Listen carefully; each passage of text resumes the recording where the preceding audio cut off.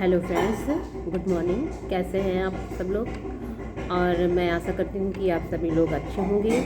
तो ये जो यूट्यूब चैनल है उसमें हम लोग उसी समय पर याद करेंगे। वीडियो तो तमाम लोगों ने बनाया है, बहुत सारे लोगों ने बनाया है, एक से एक विद्वान लोग बैठे हैं, धुरंधर बैठे हैं, लेकिन ये चैनल सिर्फ इसलिए है कि हम लोग उसको उसी समय ही याद करेंगे।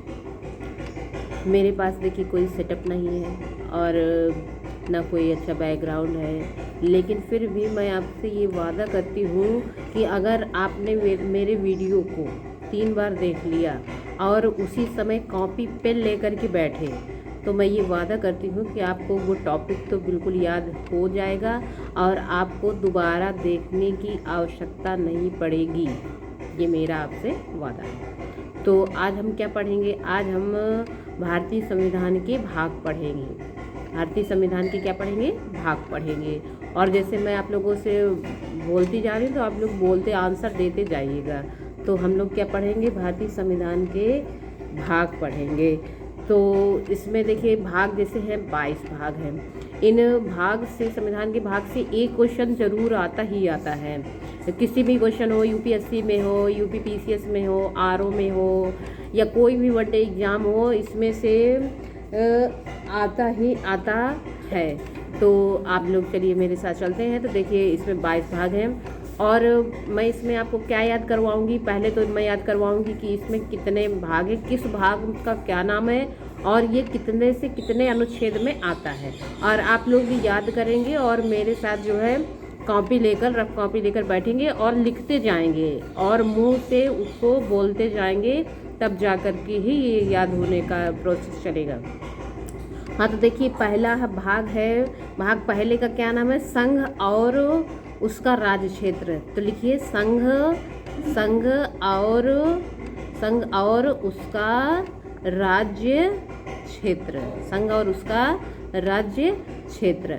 और ये कहाँ से कहाँ तक में आता है? तो ये अनुच्छेद आता है 1 से 4 तक में। कहाँ से कहाँ तक आता है? 1 से 4 तक में। ठीक है, तो याद हो गया पहला वाला। पहला क्या है? संघ और उसका राज्य क्षेत्र, अनुच्छेद 1 से 4। और किस भाग में है? तो भाग 1 में है। किस भाग में है? भाग 1 में है। फिर उसके बाद है दूसरा क्या है? दूसरा है नागरिकता। दूसरा क्या है?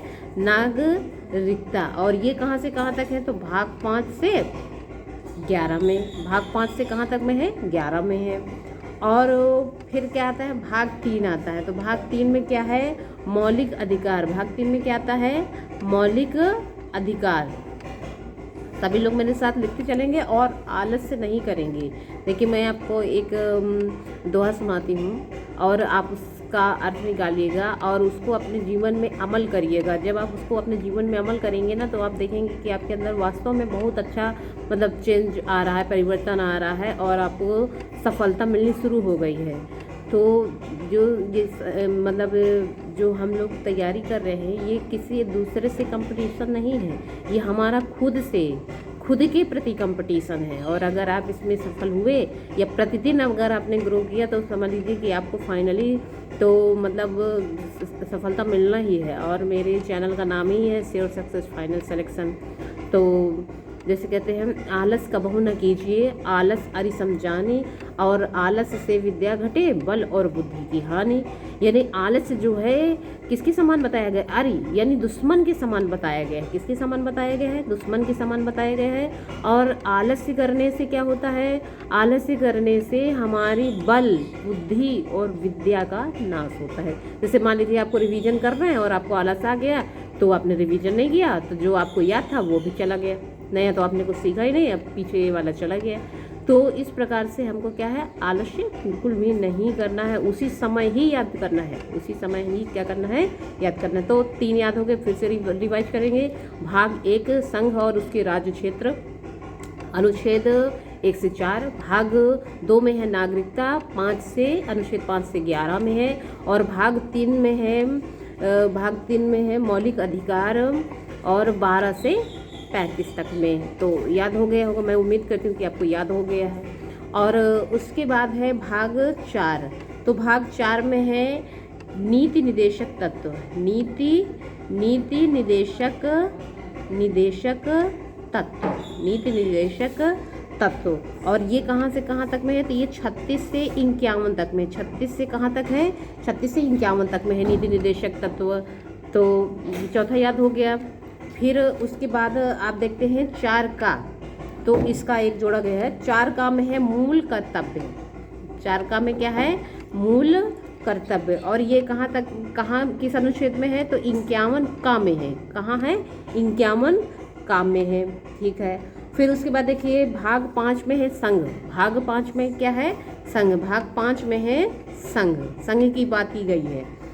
और ये कहाँ से कहाँ तक है, 52 से 151 तक, 52 से 151 तक। तो हमने फिर 3 याद कर लिया है, तो उसको फिर से रिवाइज करेंगे। भाग 4 में है नीति निर्देशक तत्व, तो 36 से 51 में। और 4 का में है मूल कर्तव्य, 4 का में क्या है, मूल कर्तव्य। और ये 51 का में दिया गया है। और इस फिर है भाग 5 में क्या दिया गया, तो ये संघ की कार्यपालिका की बात करता है। किसकी बात करता है, संघ के कार्यपालिका की बात करता है। और ये किस अनुच्छेद में है, 52 से 151 तक में है, 52 से 151 तक में है।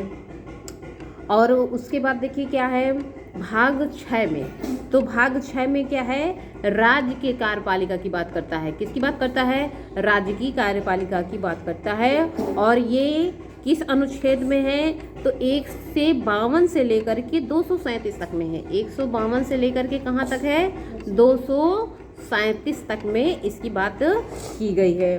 और फिर देखते हैं क्या है कि भाग 7 में, भाग 7 में क्या है, तो भाग 7 में जो पहली अनुसूची का भाग खा के राज्य थे उसको क्या कर दिया गया है, उसको हटा दिया गया है। तो भाग 7 में क्या है, पहली अनुसूची के जो भाग खा में जो राज्य थे, अनुसूची के जो भाग खा में राज्य थे उसको क्या कर दिया गया है, हटा दिया गया। और ये किस अनुच्छेद में था, 238 अनुच्छेद में था। किस अनुच्छेद में था, 238 अनुच्छेद में था।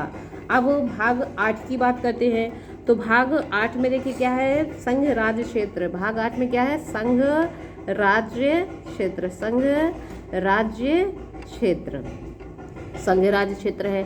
और ये कहाँ से कहाँ तक है, तो 239 से लेकर के 242 तक, 239 से लेकर के कहाँ तक है, 242 तक में है, 239 से लेकर के 242 तक में। तो अब हम फिर से याद करते हैं, भाग 6 में क्या था, राज्य था। और यह 152 से लेकर के कहाँ तक की बात करता है, 237 तक की बात करता है।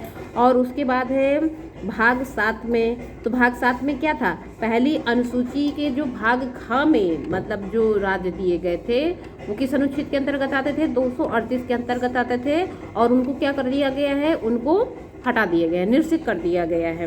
और उसके बाद देखिए क्या है, भाग 8 में संघ राज्य क्षेत्र की बात करता है। भाग 8 क्या करता है, संघ राज्य क्षेत्र की बात करता है। और ये 239 से 242 तक में है, 239 से लेकर के कहाँ तक है, 242 तक में है।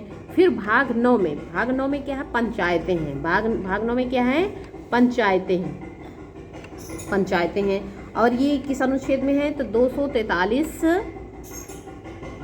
243 का से अड़ा तक है, 243 का से अड़ा तक में इसकी बात की गई है।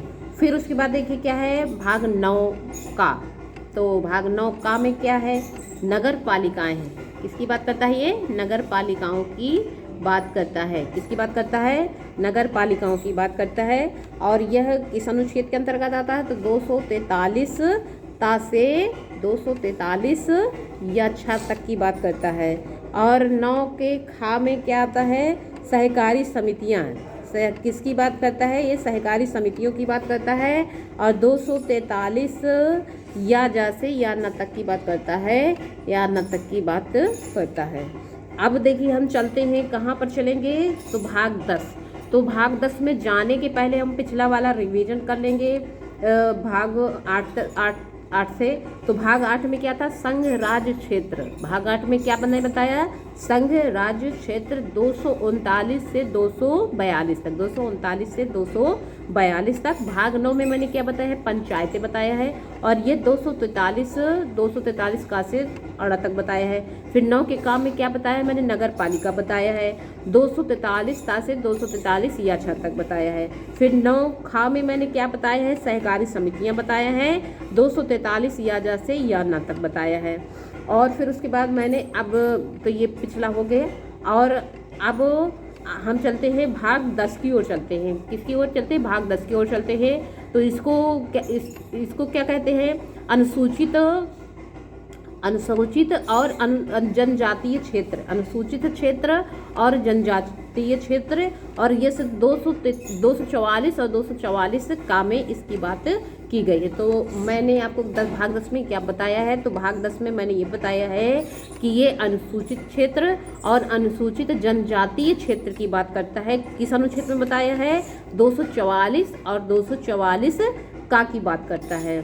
ठीक है, फिर उसके बाद देखिए क्या करता है, तो मैंने आज 11 भाग 11 में है संघ और राज्यों के बीच संबंध, संघ और राज्यों के बीच संबंध की ये बात करता है। और ये इसमें कहाँ से कहाँ तक अनुच्छेद आता है, 245 से 263 तक की बात करता है, 243 से 263 तक की बात करता है। तो भाग 10 में क्या मैंने बताया, भाग 10 में क्या है, अनुसूचित क्षेत्र और अनुसूचित जनजातीय क्षेत्र, अनुसूचित जनजातीय क्षेत्र की बात करता है। और ये किस अनुच्छेद के अंतर्गत करता है, तो 244 और 244 का के अंतर्गत की ये बात करता है। फिर देखिए उसके बाद क्या आता है, भाग 11। तो भाग 11 किसकी बात करता है, संघ और राज्यों के बीच संबंध, संघ और राज्यों के बीच संबंध की बात करता है, संघ और राज्यों के बीच की संबंध की बात करता है। किसके बीच की संबंध करता है, संघ और राज्यों के बीच के संबंध की बात करता है। और ये किस अनुच्छेद के अंतर्गत आता है, तो 245 से 263 के अंतर्गत आता है, 245 से 263 के अंतर्गत की बात करता है। तो अब देखिए मैंने आपको 11 जो है भाग याद करवा दिए हैं। और उसके बाद आगे देखिए चलते हैं। तो इसमें देखिए 12 में क्या बताया गया है, वित्त, संपत्ति, संविदाएं और वाद। भाग 12 क्या बताता है, वित्त मेरे साथ बोलिए, वित्त, संपत्ति, संविदाएं और वाद। हाँ देखिए, आप लोग बिल्कुल भी आलस नहीं करिएगा, आपको बोलते जाना है और लिखते जाना है। अगर आप ये काम नहीं करेंगे तो आप तो बहुत दिन से पढ़ाई कर रहे हैं और फिर वही स्थिति रहेगी जो पुरानी वाली थी। तो प्लीज़ आलस्य को एक तरफ छोड़ दीजिए और मेरे साथ साथ आपको लिखते चलना है और बोलते भी चलना है, तभी आप लोगों को याद होगा। प्लीज़ रिक्वेस्ट है मेरी। हाँ तो देखिए भाग 11 में है संघ और राज्यों के बीच संबंध, संघ और राज्यों के बीच में संबंध। तो ये इसमें किस अनुच्छेद में आया, 245 से 263 तक की बात करता है, 245 से 263 तक में ये आता है। फिर उसके बाद देखिए भाग 12 में क्या है, तो वित्त, संपत्ति, संविदाएं और वाद, 263 से लेकर के 264 से लेकर के 300 का तक की ये बात करता है। फिर देखिए भाग 13 में क्या आता है, तो भाग 13 में क्या आता है, भारत के राज्य क्षेत्र के भीतर व्यापार, वाणिज्य और समागम। भारत के राज्य क्षेत्र के भीतर व्यापार, वाणिज्य और समागम की बात करता है। और ये किस अनुच्छेद में आता है, तो 301 से लेकर के 307 तक। कहाँ से कहाँ तक आता है, बोलिए मेरे साथ, 301 से लेकर के 307 तक की ये बात करता है। ठीक है, तो इसका क्या नाम था इसका, तो भारत के राज्य क्षेत्र के भीतर, भारत के राज्य क्षेत्र के भीतर व्यापार, बोलिए मेरे साथ, व्यापार, वाणिज्य एवं समागम। भारत के राज्य क्षेत्र के भीतर व्यापार, वाणिज्य एवं समागम किस अनुच्छेद के अंतर्गत आता है, तो 301 से लेकर के 307 के बीच में आता है। तो आर्टिकल क्या है इसका, 301 से 307। ठीक है, फिर उसके बाद देखिए हम चलते हैं भाग 14 में है। भाग 14 में क्या है? संघ और राज्यों के अधीन सेवाएं। संघ और राज्यों के अधीन सेवाएं, लिखिए मेरे साथ, संघ और राज्यों के बीच अधीन सेवाएं। राज्यों के बीच अधीन सेवाएं, संघ और राज्यों के बीच में अधीन सेवाएं। और ये कहाँ से कहाँ तक आता है अनुच्छेद? 308 से लेकर के 323 तक, 308 से लेकर के 323 तक, 308 से लेकर के 323 तक। तो आप लोग याद करते चलिएगा, आलस से नहीं करिएगा, नहीं तो फिर से याद करना पड़ेगा। ठीक है। फिर देखिए भाग 14 का में क्या है? अधिकरण। भाग 14 का में क्या है? अधिकरण। और ये किस अनुच्छेद के अंतर्गत आता है? तो 323 का और 323 खा, 323 खा के अंतर्गत आता है। फिर उसके बाद देखिए 15 भाग में क्या आता है? निर्वाचन। तो भाग 15 में क्या आता है? निर्वाचन आता है।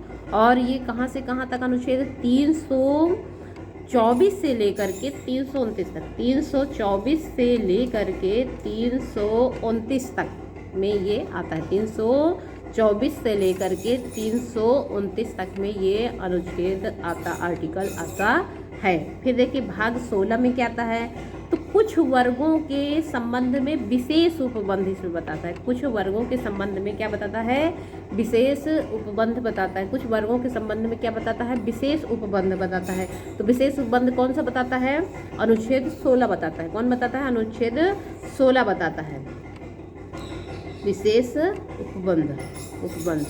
तो ये कहाँ से कहाँ तक आता है? 330 से लेकर के 342 तक में, 330 से लेकर के 342 तक में आता है। ठीक है।